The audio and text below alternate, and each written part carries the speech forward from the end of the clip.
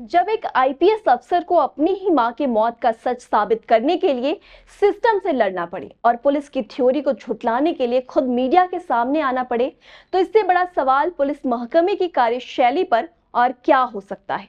उत्तर प्रदेश के अंबेडकर नगर से एक ऐसा ही सनसनीखेज मामला सामने आया है, जहां न्याय की गुहार कोई आम नागरिक नहीं बल्कि खुद एक आईपीएस अधिकारी आशुतोष मिश्रा लगा रहे हैं। उनकी बुजुर्ग मां का शव बीते 16 अगस्त को मालीपुर थाना क्षेत्र के रूड़ा धवरुआ गांव स्थित उनके घर में संदिग्ध परिस्थितियों में मिला था, जिसके बाद से पुलिस की जांच और आईपीएस बेटे के दावों में जमीन आसमान का विरोधाभास पैदा हो गया। अंबेडकर नगर की एसपी प्राची सिंह का दावा है कि पोस्टमार्टम रिपोर्ट में मृतका के शरीर पर चोट के कोई निशान नहीं मिले हैं और मौत के स्पष्ट कारणों की पुष्टि न होने पर बिस्तरा और हार्ट जांच के लिए सुरक्षित रख लिया गया है। लेकिन जब आशुतोष मिश्रा ने खुद मौके पर पहुंचकर हालात देखे, तो जो खौफनाक मंजर उन्होंने बयां किया वो पुलिस की पूरी कहानी पर सवालिया निशान लगा देता है। उन्होंने पुलिस की सामान्य मौत वाली थ्योरी को सिरे से खारिज करते हुए बताया कि उनकी मां के मुंह से खून निकल रहा था, उनके मुंह में बेरहमी से तौलिया ठूसा गया था और उनके शरीर से सोने की चेन, कंगन, तुलसी की माला और कान के गहने पूरी तरह से गायब थे। मामला तब और उलझ गया जब अचानक ये भ्रामक खबर फैल गई कि लूटे गए गहने बरामद हो गए हैं और हत्या की कहानी झूठी है।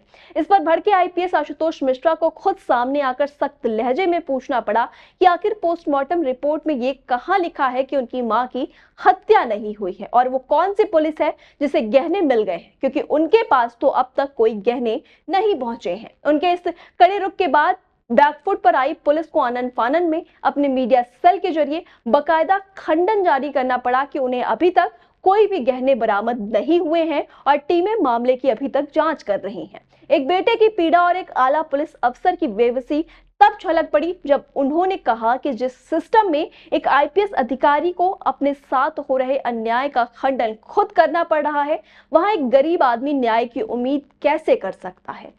हालांकि अपनी मानवीयता का परिचय देते हुए उन्होंने प्रशासन से ये भी मार्मिक अपील की है कि किसी निर्दोष को सताया ना जाए और किसी भी गलत व्यक्ति को जेल ना भेजा जाए, क्योंकि इससे उनकी मां की आत्मा को दुख पहुंचेगा। लेकिन जिस तरह से इस पूरे मामले में शुरुआत से ही पुलिस के बयानों और एक आईपीएस के चश्मदीद दावों के बीच पेच फंसा हुआ है, उसने ये तीखा सवाल जरूर छोड़ दिया है कि क्या ये महज एक सामान्य मौत है या फिर लूट के इरादे से अंजाम दी गई एक खौफनाक वारदात, जिसका सच अब भी फाइलों में दबकर न्याय की चौखट पर अपनी बारी का इंतजार कर रहा है। तमाम अपडेट्स के लिए आप जुड़े रहिए आई इंडिया के साथ। अभी माताजी का 16 तारीख की सुबह जब हमारे जो भाई और जो पारिवारिक लोग हैं उन लोगों ने देखा करीब 8:30 बजे के आसपास, तो माताजी वो पड़ी हुई थी और उनके मुंह में जो है टॉवेल था और उनके सारे आभूषण जो उनके बदन पे थे वो गायब थे। ये सूचना हमको हमारे चाचा जी ने दिया, तो मैं तुरंत वहाँ से अपनी सिस्टर को लेकर के यहाँ पे पहुँचा हूँ और जब देखा तो उनके मुंह पे चोट दिखी और जो टॉवेल जो मुंह में थे उसमें ब्लड था और उनके सारे आभूषण जो तन पे, कान का कुंडल और चेन और तुलसी जी की माला में जो सोने की गुड़िया थी वो सब, कंगन, उनके पायल, ये सब गायब थे। तो हम लोगों को फिर ये तकलीफ़ हुआ कि माताजी की मौत अगर वैसे हो गई तो ठीक थी, लेकिन ये तो लगता कोई घटना हो गई है। तो बीइंग पुलिस ऑफिसर हम लोगों की जिम्मेदारी थी कि उसका पंचायतनामा पोस्टमार्टम करवाने के लिए हम एप्लीकेशन दें और उस पर ये कार्रवाई, विधिक कार्रवाई हो और स्पष्ट हो कि मृत्यु का कारण क्या है, किसी ने इनको मार दिया या अपने आप इनकी मौत हुई है। और उसका जो सामान गया वो भी संदेह पैदा कर रहा था, क्योंकि हमारे परिवार के लोग ही थे, ये लोग भी परेशान थे कि आखिर ऐसा हुआ कैसे जो आज तक कभी नहीं हुआ है। बट अभी हम तो चूँकि अपनी माताजी की अंत्येष्टि और जो हमारे क्रियाकर्म की जो पद्धति है उसी में हम उलझे हुए थे, लेकिन चारों तरफ से फ़ोन आना, हमारी सब परिवार के लोग रोने लगे। गलत सूचनाएं इस टाइप की निकाली गई कि सारा गहना बरामद और हार्ट अटैक से हुई थी मृत्यु और उत्तर प्रदेश के आईपीएस की मां की मौत, हत्या और जेवर लूट की घटना हुई, कहानी निकली झूठी। तो मैंने कहानी तो बताया नहीं था, मैंने तो हकीकत किया था। हमें शर्म आती है ऐसे लोग जो है प्रेस में आकर के और इस तरह की हरकत करते हैं। ये हम लोग आईपीएस ऑफिसर होकर के अगर इतनी सफाई देने के लिए आप आएँ तो ये क्या करेंगे, मतलब गरीब लोगों के साथ क्या करेंगे, हमें तो बड़ी शर्म आती है। और जो इनके प्रेस के ऑफिस मतलब सीनियर्स हैं, उनको इनकी खबर लेनी चाहिए कि इन्होंने पुष्टि किए बिना इस तरह का न्यूज़ निकाला कैसे। अगर इनके पास कोई प्रमाण नहीं था तो इस तरह की न्यूज़ कैसे निकाल सकते हैं, इनको इतना स्वच्छंदता किसने दे दी है। अगर माल बरामद था तो यहाँ की पुलिस को हम देते, हम उनको सूचना देते कि भाई ये मिल गया माल, किसी ने छोड़ दिया, मेरे घर मिल गया, या मैं रखा होता तो मैं ऐसे चुपचाप बैठा रहता, या हमारे घर में जो हमारी बहनें और सब परिवार के लोग रो रहे हैं, वो मतलब रोते बोलते कि अम्मा का मिल गया। और हम तो यही चाह रहे थे कि घटना हमारी जो निकले उसमें माता के साथ कोई घटना ना हुई हो, ये तो मेरे सम्मान की बात थी। लेकिन लग रहा है जैसे मैं कोई कहानी कर रहा हूँ, कोई मुझे इसमें बहुत बड़ा फ़ायदा होने वाला है। मेरी माँ गई, मेरा फ़ायदा क्या इसमें होगा।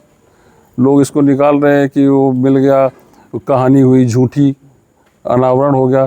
किसको इतना अनावरण की जो है चिंता पड़ी हुई है। मैं तो कहता हूँ कि आप दूध का दूध पानी का पानी करिए, इसमें जल्दबाजी मत करिए, किसी निर्दोष व्यक्ति को सताइए मत।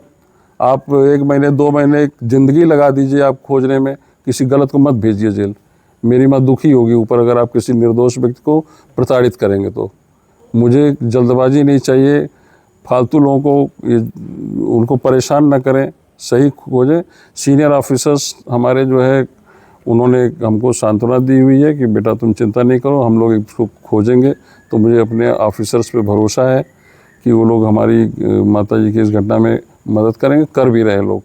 लेकिन जो ये इस तरह से निकाल करके अभी ये सब घटनाएं सुन के भाई दूर दूर से लोग दे रहे हैं कि आपके यहाँ तो जो है जेवर सब मिल गया, अच्छा कहाँ रखा था, तमाम क्वेरी हो रही। अब मेरी बहन जो है रोने लगी हो, मैं सोचा क्या हुआ, तो उसने कहा कि ये इस टाइप की खबर निकल रही है। तो मेरी माँ के उस पर जो है इन लोगों को पूरी राजनीति सूझ रही है, कोई नेतागिरी की बात कर रहा है, कोई प्रेस में उटपटांग निकाल रहा है। तो मुझे ये सब नहीं चाहिए ना। मुझे तो सिंपल आदमी, मेरे तो बारे में आप पूछ लो, मैं इस नेतागिरी तो मुझे करनी आती नहीं, और ना मुझे इस सब टाइप के बवाल आते हैं। हम लोग भी काम करते हैं अपना। सर जो ये बात आई है भाई, अगर जेवरात हमारे घर में बरामद हो गए और ये कहानी झूठी थी तो बरामद हो गए, तो फिर इस पर पुलिस को हम इन्फॉर्म करते हैं ना, या मालीपुर की पुलिस आती बरामद करके वो ले जाती है कि सर ये माल मुकदमाती है, इसको हम ले जाएंगे, कोर्ट से छूट जाएगा। क्योंकि हमने मुकदमा लिखाया है ना, पीएम हुआ है, और उसको हमारे कप्तान साहब बताती या हमारे कोई सीनियर ऑफिसर्स बताते कि भाई उसका खुलासा हो गया, मिल गया। ये तो हुआ नहीं, प्रेस में निकाले बैठे हुए। अब उनके पास स्रोत क्या है, मेरे पास भी तो नहीं आया पूछने। वो आशीष श्रीवास्तव करके निकाला, उसका मैंने देखा पहले। मतलब ये लोग अपने मन से निकाल करके और पूरा इस तरह का अफवाह फैला देते हैं। पूरे क्षेत्र में लोग आ रहे हैं कि भैया ये तो कह रहे हैं मिल गया गहनवा, है ना। तो ये सब चीज़ें गलत बात है ना। इस टाइप की चीज़ों का तो प्रशासन स्तर पे भी खंडन हो जाना चाहिए। मुझे करना पड़ रहा है, मेरे घर में लोग और प्रताड़ित हो रहे हैं, गांव के लोग दुखी हैं, सब हमारे भाई बंधु सारे लोग दुखी हैं। क्षेत्र में हमारी भी अपनी एक इमेज है, हमारी तो इमेज खराब कर दी इन लोगों ने।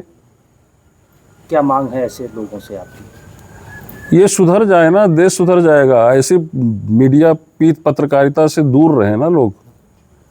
बिना ऑथेंटिक सूचना के जो है इस टाइप की सूचनाएं निकाल दे रहे हैं। इनके पास ना तो पुलिस की कोई रिपोर्ट होगी, ना मेरे घर आकर के पूछे।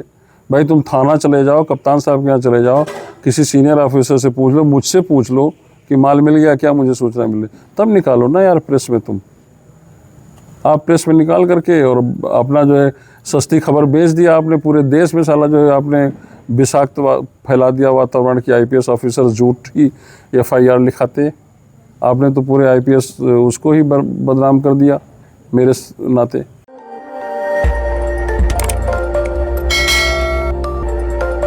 खबर आपकी, नजर हमारी। देखते रहिए आई इंडिया।